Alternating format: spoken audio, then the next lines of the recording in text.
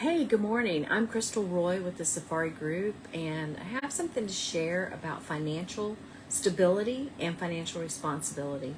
I work often with clients who are very financially responsible, and sometimes I am working with students who are coming out of college who are moving into their first home and popping out of mom and dad's for the first time. There's also a group of people who are renters, and because they were not taught how to be financially responsible at home, they really don't even have a vision for what financial home ownership looks like. But I want to help change that because I do believe in building wealth for family legacy through real estate.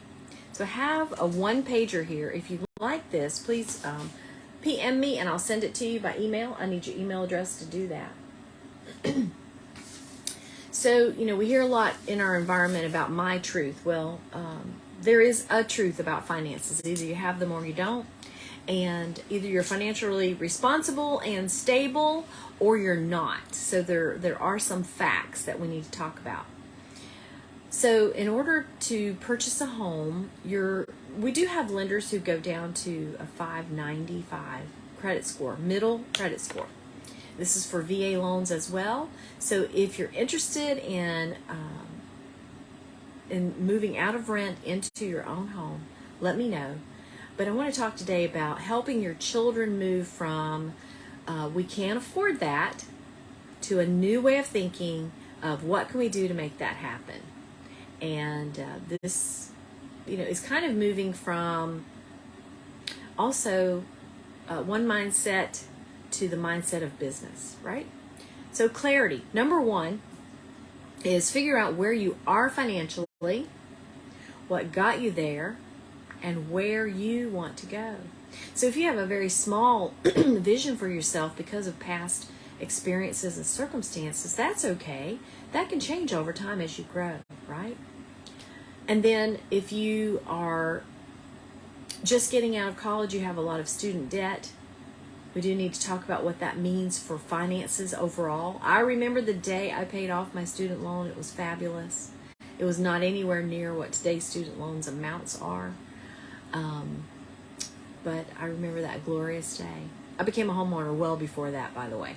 Okay, so figure out where you are financially, what got you there, so what mindset got you where you are financially. And if you're financially stable, awesome, great job. And if you aren't yet, then let's talk about how to do that. And then self-sufficiency is the next step.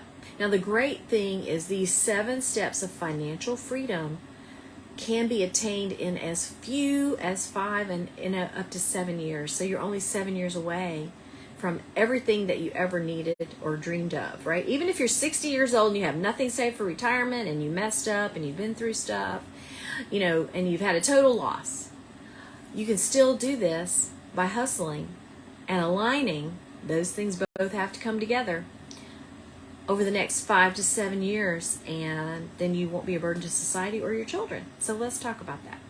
Self-sufficiency. Only 50% of Americans are here, and this is talking about the adult, the adult age. Self-sufficiency means you have moved out of mom and dad's and can cover your own expenses.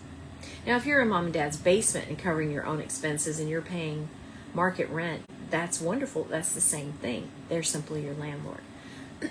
So you're feeding yourself, you're paying your own bills, you pay your own insurance, you pay your own car payment, you pay your own car repair, you pay your own phone bill, right? That's being self-sufficient. Now, breathing room, still not stability yet, but it's breathing room is you're saving some money and no longer living paycheck to paycheck. Now, that money that you save is what you're then going to roll over into your real estate investments so you can become financially free. Number 4 is stability. So here is the definition. So when you say what you think is financially stable, it could be different from this. So from the financial world, right? Just like from the medical world. So for the medical world to say you're cured of a disease, then blank conditions have to exist. And it can't be what your idea of the conditions are. It is the medical profession's definition of the condition. Like, I'm undergoing treatment right now for Lyme disease. and was given like this therapy. It's including bed rest, which is crazy. And anyway, monitoring my water intake, things like that, and then monitoring the site. And if this, then that, but if that, then this kind of thing. And so I'm working through that. So the medical profession has said when blank is true, you are no longer in need of treatment and you're cured, right? Financial community says this is financial stability. So it's not my truth, it is the truth. Financial stability is when you have no bad debt. So no credit cards, nothing that is a liability instead of an asset. Now, I'm not talking about your own house, right? Obviously. No bad debt and 6 months worth of expenses saved for emergencies. That is the definition for financial stability. So if you're in a relationship with someone, if you're moving toward a relationship with someone, if you want to teach your kids, moving away from we can't afford that thinking to kingdom thinking of what can we do to make that happen, teach them what financial stability is and to get there as soon as possible. And then flexibility, number 5. You have at least 2 years of expenses saved and you can take a year off of work if you wanted to or if you needed to for some reason. Financial independence is step 6, and that is you can live off the income your investments generate. So it's very simple. If you have expenses of $3,000 to $5,000 a month, very low expenses, and the moment you are covering your $5,000 a month expenses with $5,000 of income from your investments, where you're not working every day, you work now because you want to and not because you have to, you are then financially independent. And then abundant wealth. So you do that, what you just did to become financially independent a few more times, and now you've got financial and abundant wealth. So money isn't a concern. You have more than you'll ever need. You can contribute to your community. You can contribute to your family. There are some rules for contributing to both society and your family, right? So you may have somebody who's chronically having financial emergency. You might help them out 1 or 2 times. The third time, it's time for a sit-down meeting. What is your income? What are your expenses? And then you help them move toward these 7 levels also themselves. So we do want to be generous with family, right? You may have a situation where someone is disabled and cannot work in terms of certain parameters, but you still want them to be moving toward this line of financial and abundant wealth. And it can be done. When we move from that thinking process away from it can't possibly be done, and based on the old information I have from 10, 20 years ago, it's not possible. Let's get some updated information and let's move our mindsets to what can we do to make that happen.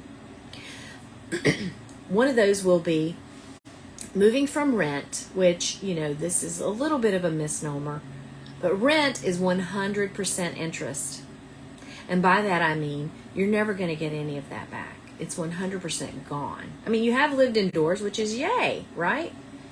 Now, if you've got, multiple millions of dollars and for your own comfort, you rent because you don't want to be, responsible with anything, do that because you already have the abundant wealth.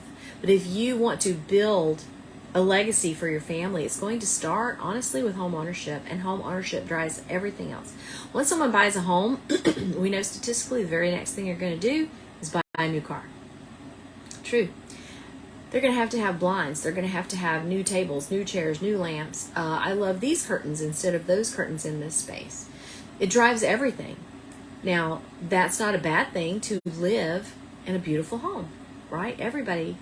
No one ever said when they were 3 or 4 or 5 years old, I don't want to live in a beautiful home. I want to live in a place that's broken down, that is in need of repair and is dirty or moldy, right? Everybody had that same dream until something shot it down. So again, what can we do to make that happen? And if you need tips on how to increase your credit score, I work with some great lenders and bankers who have strategies that the bank does not want you to know that can help you jump your credit score. My personal best with a client was jump the credit score validly using the strategies that banks know exist, but they don't advertise. Jump someone 64 points in a single 30-day period. That's tremendous. That means your car insurance is less expensive. It means that you can now buy a home instead of renting. Given your debt to income ratio has to be on target too. But if you want to have a one-on-one meeting about how to move from renter to homeowner, I would love to help you with that, looking at all the different sides and not only the benefits but the responsibility. But don't get stuck on what somebody else is telling you that it's going to cost you $20,000 a year to own a home.